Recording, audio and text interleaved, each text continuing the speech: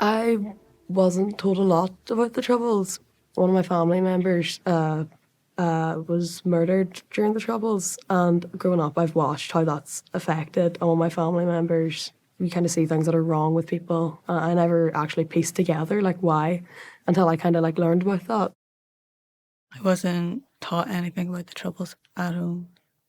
Only now, when I'm talking like about this now. At home, it wasn't really spoken about that much.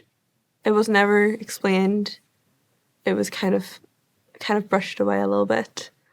I feel like it's a very taboo topic. I don't like to talk about it or ask people too much around it. Having lived so close to the border all my life, coming in and out of Derry, but I feel it's not my story to tell. I think the bad experiences and trauma from older generations has definitely ruined any sense of future for young people here in Northern Ireland, you know. It feels like they're just on autopilot and there's no real change being made, you know. It's just they want to keep this Troubles a dark secret.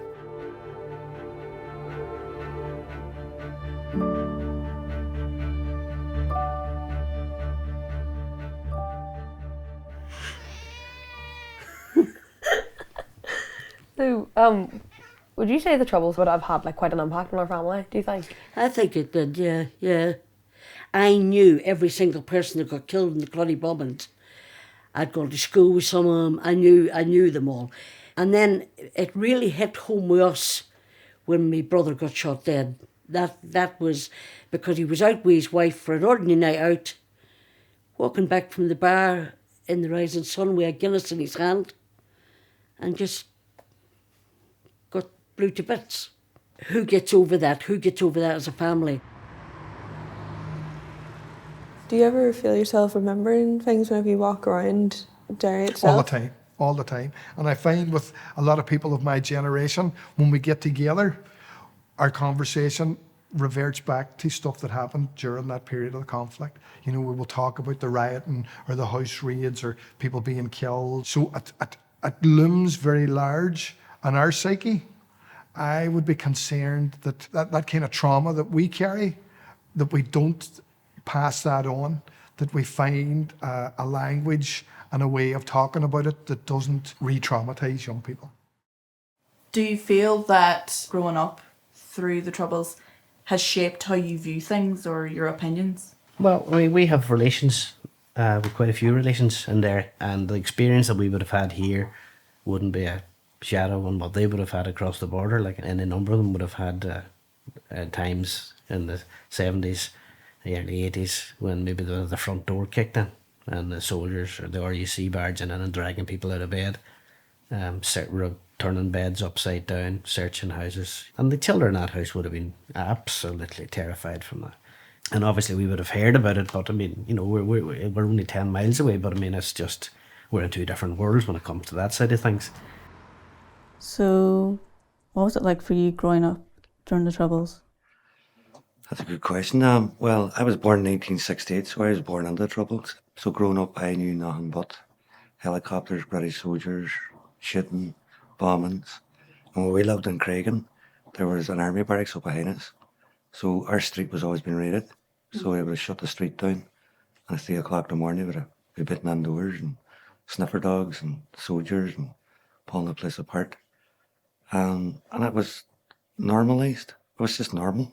You know, I didn't know any different. But it wasn't until I was 18 I joined the Irish Army and I went across the border and I couldn't believe how quiet it was there. There was no helicopters, there was no checkpoints, there was no police, you weren't getting stopped and searched. I know it's crazy to say now, say that was the environment you're growing up in. That was a normal environment and you didn't know any differently. Like, I know for like my generation, I don't know much about the Troubles because like, no one really talks about it, or cause, like, it feels like no one wants to be open about it, you know? Yeah. What do you think? Well, 4 daughters, my eldest is 33, and I never spoke about the Troubles because I didn't think they needed to know. And it wasn't the way that I was ashamed or anything, or no, they say it was that that's the past now. We're going to be moving on now. We're creating a new future. So do you think like a change would need to happen towards the younger generations in order to see a change in the future of I Northern think Ireland? gradually as old people die off, particularly older politicians, there is a God, when they go, I think when you actually get more forward-thinking people in, it might gradually change, but I think you're talking a long way off. I really do.